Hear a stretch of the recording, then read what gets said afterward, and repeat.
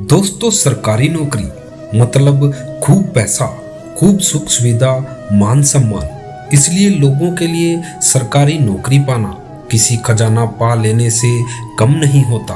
अगर आप भी सरकारी नौकरी पाने का ख्वाब देखते हैं और इसलिए क्या मेरी किस्मत में सरकारी नौकरी है, आप यह जानना चाहते हैं, तो ये वीडियो आपकी किस्मत और जिंदगी दोनों का सच आपके सामने लाकर रख देगा।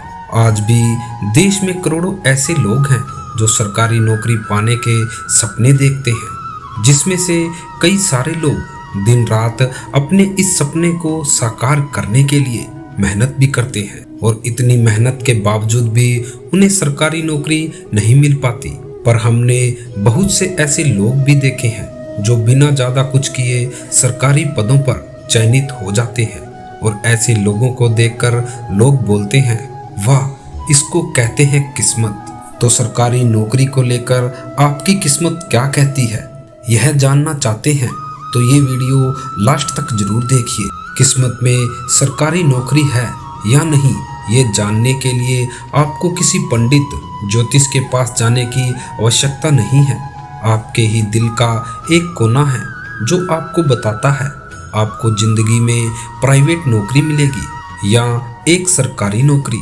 और ध्यान से दिल की सुने तो आप पाएंगे बिल्कुल आपकी किस्मत में सरकारी नौकरी है। और ये बात हम इतने दावे के साथ क्यों कह रहे हैं, इस बात का पता करने के लिए आपको वीडियो में लास्ट तक बने रहना होगा, तभी आप लाइफ में सही फैसले को लेने में सक्षम हो सकेंगे।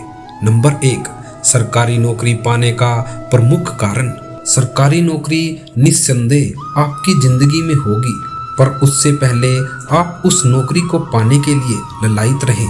आपको खुद से ये पूछना होगा, आखिर मेरे भीतर सरकारी नौकरी को लेकर इतनी चाहत क्यों है। और कमाल की बात यह है कि आपको इस प्रश्न का जवाब ईमानदारी से अभी अपनी डायरी में नोट करना होगा। क्या आप सिर्फ सरकारी नौकरी इसलिए चाहते हैं ताकि आपको खूब पैसा मिले, खूब पैसे को देखकर लोग आपकी इज्जत करें, आपको तमाम तरह की सुख सुविधाएं सरकार की तरफ से मिले ताकि आप अंततः मजे मार सकें, या फिर सरकारी नौकरी पाने के पीछे मुख्य कारण देश की, समाज की ईमानदारी से सेवा करना है। आप ईमानदारी से नौकरी पाने का कारण नोट कर लीजिए। इससे होगा क्या, आपको अपनी छुपी हुई मंशा पता चल जाएगी।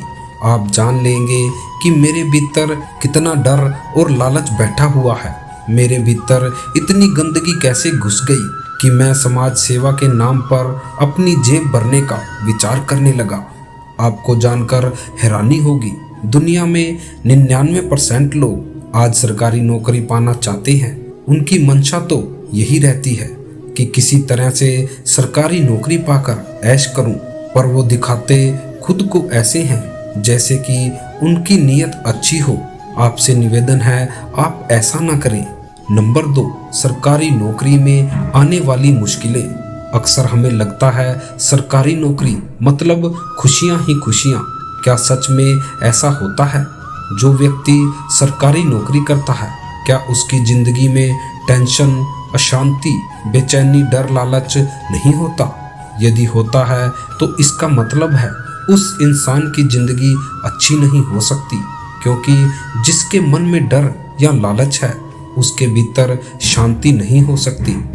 पर हम लोग वही गलतफहमी में जीते हैं। समाज में सरकारी नौकरी करने वाले कई लोगों के उदाहरण देखने के बाद भी, उनकी जिंदगी में चल रही कश्मकश को देखने के बाद भी हमें लगता है हमारी जिंदगी सरकारी नौकरी पाने से सेट हो जाएगी।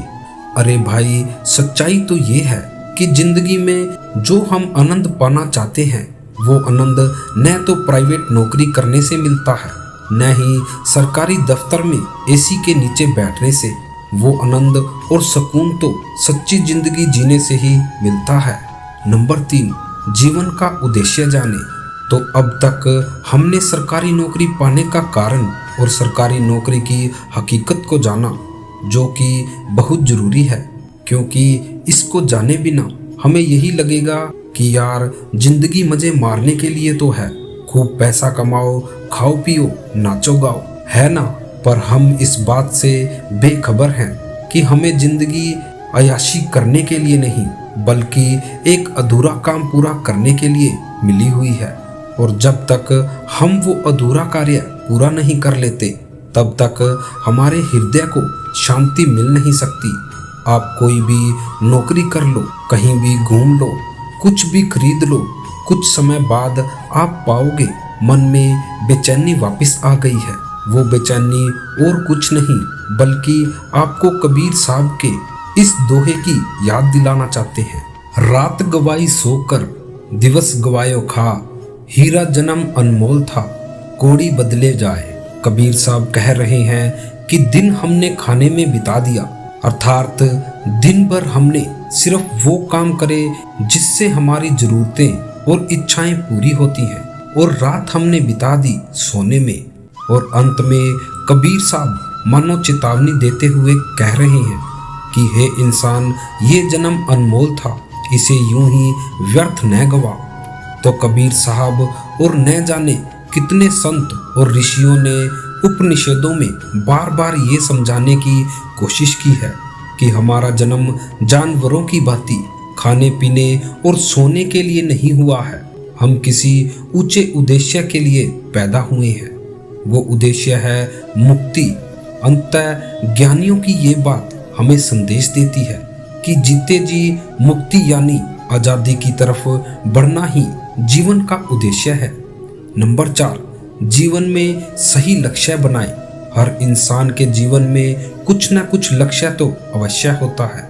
अधिकांश लोगों के लिए घर, गाड़ी, शादी, बच्चे और उनका विवाह कराना ही लक्ष्य होता है।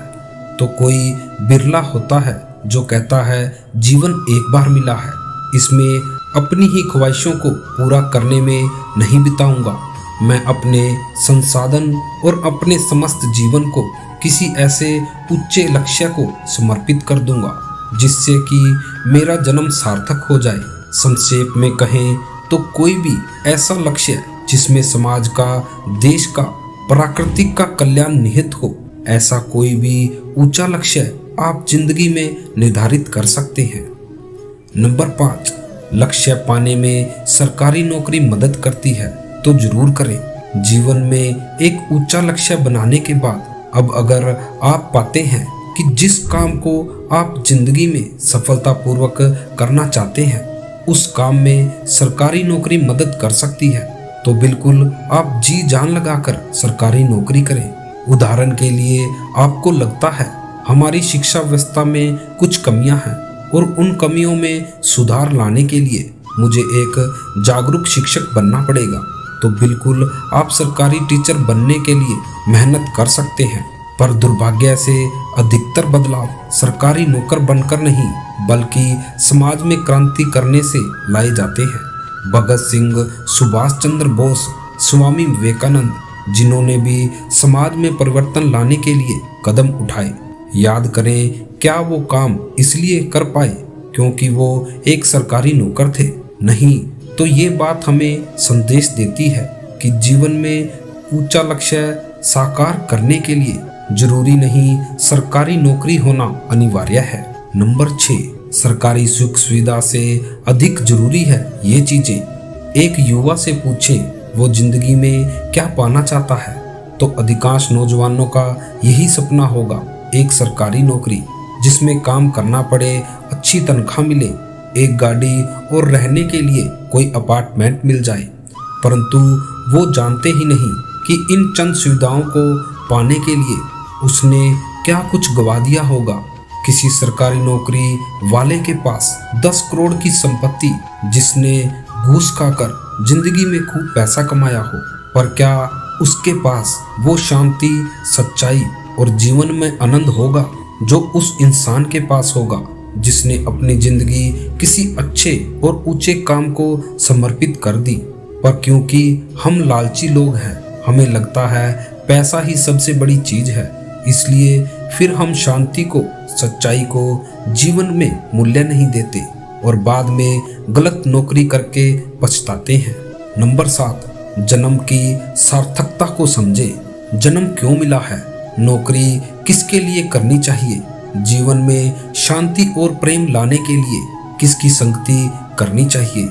ये कुछ ऐसे सवाल हैं जिन्हें अगर आप किसी से पूछ लें तो वह सर खुजलाने लग जाएगा, पर एक बात उसे अच्छी तरह मालूम होगी कि मुझे सरकारी नौकरी चाहिए।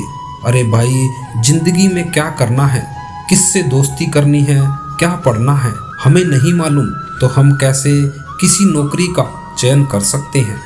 एक आत्मज्ञानी ही जिंदगी में ये फैसला कर सकता है कि क्या सही है, क्या गलत है। और आत्मज्ञानी बनने के लिए जरूरी है कि हम संतों के निकट जाएं, क्योंकि जिंदगी के बारे में भला उनसे बेहतर कौन जान सकता है। स्वामी विवेकानंद, संत कबीर जैसे अनेक महापुरुष जिनका आज हम सम्मान करते हैं, क्या आप जानते हैं उन्होंने वेदों को जीवन में अपनाया। जी हाँ, हिंदुओं के प्रचलित ग्रंथ हैं वेद, और उन वेदों का सार है वेदांत। तो साथियों, इस वीडियो को देखने के बाद क्या मेरी किस्मत में सरकारी नौकरी है, कैसे जाने और कौन सी नौकरी आपके लिए बेहतर है, इस प्रश्न का जवाब आपको इस वीडियो में मिल गया होगा।